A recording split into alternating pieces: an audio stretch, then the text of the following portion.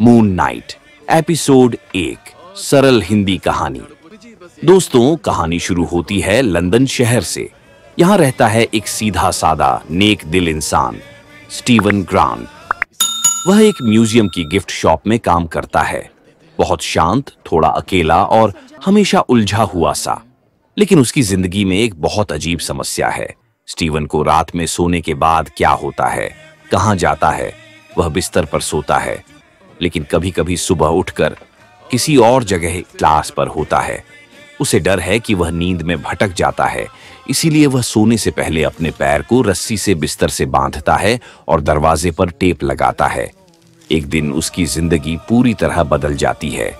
एक सुबह स्टीवन आंखें खोलता है और वह लंदन में नहीं बल्कि एक मरुभूमि के बीच पड़ा है। उसके हाथ में एक छोटा सा चमकता हुआ सोने का स्कारबा कीट जैसा चिन्ह है। इसी समय वहां कुछ हथियारबंद लोग आ जाते हैं और उनके साथ आता है आर्थर हैरो। हैरो कहता है कि वह लोगों का गुनाह होने से पहले ही न्यायवश कर देता है, यानी अगर भविष्य में कोई बुरा काम करने वाला है तो उसे पहले ही खत्म कर दिया जाएगा। वह स्कारब स्टीवन से मांगता है। स्टीवन देना भी चाहता है, लेकिन आगे उसका हाथ खुद ही रुक जाता है। उसी समय स्टीवन को अपने दिमाग में एक गहरी भारी आवाज़ सुनाई देती है, रुको, यह मत देना। स्टीवन वहां से जान बचाकर भागता है। पहाड़ियों, सड़कों और गाड़ियों के बीच दौड़ता है और वही आवाज लगातार कहती है, स्टीवन, शरीर मुझे सौंप दो, मैं इसे संभाल लूंगा। स्टीवन कुछ समझ नहीं पाता। उसे लगता है कि वह शायद पागल हो रहा है। अचानक स्टीवन फिर अपने घर में अपने बिस्तर पर जागता है, जैसे यह सब कोई सपना था। लेकिन एक बात बदल चुकी है। उसका गोल्डफिश, जिसकी पहले एक पंख था, अब 2 पंख हैं। यही देखकर स्टीवन को समझ आता है ये सब सपना नहीं, सच में हुआ है। रात की ड्यूटी में स्टीवन म्यूजियम में अकेला होता है। तभी वहां एक जैकल जैसे राक्षस बाण का हमला होता है। दूसरे लोग उसे नहीं देख सकते, लेकिन स्टीवन को वह साफ दिखाई देता है। स्टीवन डर कर बाथरूम में छिप जाता है। लाइट झिलमिलाती है और शीशे में उसे बस अपना ही प्रतिबिंब दिखाई देता है, लेकिन वह यूकुस की तरह व्यवहार नहीं पाठ कर रहा। वह दूसरा रूप कहता है, स्टीवन, तुम यह नहीं कर पाओगे, मुझे नियंत्रण लेने दो। उस दूसरे रूप का नाम है मार्क स्पेक्टर। डर के कारण स्टीवन शरीर का नियंत्रण मार्क को दे देता है। अचानक लाइट चमकती है। राक्षस दरवाजा तोड़कर अंदर आता है और वहीं स्टीवन का शरीर एक रहस्यमयी योद्धा में बदल जाता है। सफेद लबादा, तेज आंखें, सीने पर चांद का चिन्ह। मून नाइट उस राक्षस को पकड़कर जमीन पर गिराता है और हरा देता है, और एपिसोड यहीं समाप्त हो जाता है।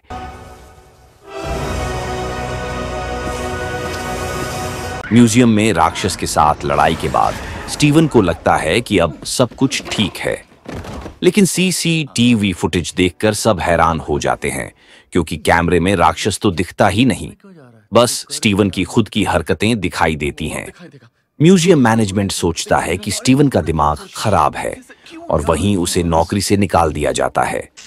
स्टीवन अपने घर लौटता है। वह अपने कमरे में दीवारों पर लगे शीशों में मार्क को देखता है। मार्क कहता है, स्टीवन, तुम बस मेरी जिंदगी में बाधा डाल रहे हो। यह शरीर असल में मेरा है, मैं सफर पूरा कर रहा हूं। स्टीवन चिल्लाता है, नहीं, मैं कोई कठपुतली नहीं हूं, यह जिंदगी मेरी है। स्टीवन को अपनी जेब में एक चाबी और मिलती है और एक पुराना पासपोर्ट। चाबी उसे ले जाती है एक स्टोरेज लॉकर वॉल्वर तक। अंदर उसे एक बैग मिलता है जिसमें पैसे, पासपोर्ट, बंदूक और वही बैलस्काराबस मौजूद है जिसके लिए सभी पीछे पड़े हैं। यहीं मार्क की सच्चाई सामने आती है। मार्क स्पेक्टर है। ये सच में बिल्कुल चाहता हूं, बताओ। खोनशू नाम के चंद्र देवता का योद्धा। खोनशू उसे उन लोगों को सजा देने के लिए इस्तेमाल करता है जो बुराई कर चुके हैं। स्टीवन बाहर भागता है, लेकिन रास्ते में अचानक खोनशू स्वयं उसके सामने आ जाता है। ऊंचा कद, चांद जैसा सिर, लंबी छड़ी। वह भारी आवाज में कहता है, रन, और स्टीवन डरकर भाग जाता है। भागते हुए स्टीवन की मुलाकात होती है एक लड़की से, लेला। वह आती है और कहती है, मार्क, तुम मुझे पहचानते नहीं, मैं तुम्हारी पत्नी हूं।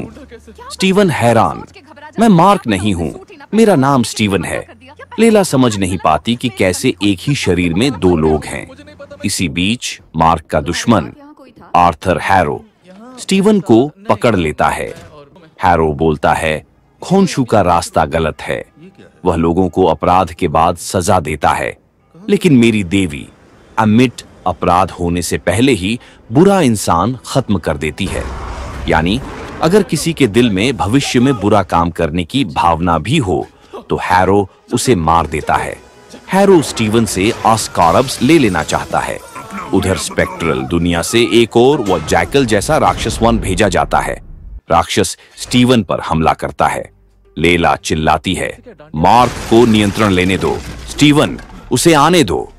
डरते डरते स्टीवन शरीर का नियंत्रण मार्क को सौंप देता है। मार्क शरीर का नियंत्रण लेते ही मून नाइट वापस प्रकट होता है। मून नाइट उस राक्षस को पकड़कर ऊंची इमारतों पर कूदते हुए उसे अंत में नष्ट कर देता है। स्टीवन दर्पण में मार्क से कहता है, तुमने मेरी जिंदगी छीन ली है। मार्क जवाब देता है, नहीं स्टीवन, हम दोनों फंसे हुए हैं, इस शरीर में भी और खोंशू के साथ भी। खोंशू प्रकट होकर कहता है, यह तो सिर्फ शुरुआत है। एपिसोड 2 समाप्त। अगर आपको यह नैरेशन पसंद आई हो तो लाइक, शेयर और कमेंट जरूर करें और चैनल को सब्सक्राइब करना मत भूलिए। सिनेमा ओटीटी ज्ञान। जय Hind.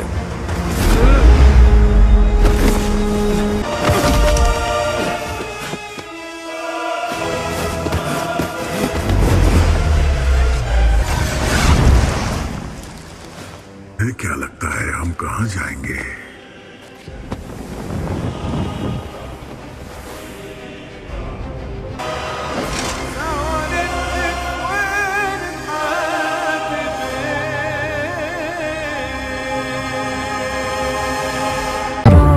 Of a city torn apart.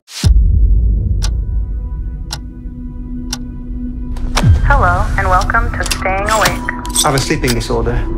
तो दोस्तों, ये थी मून नाइट की कहानी के 2 एपिसोड।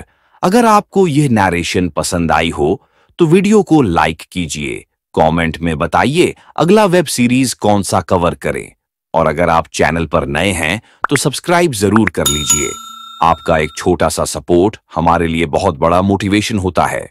मिलते हैं अगले वीडियो में एक नई स्टोरी, एक नई वेब सीरीज के साथ। तब तक के लिए धन्यवाद। जय हिंद।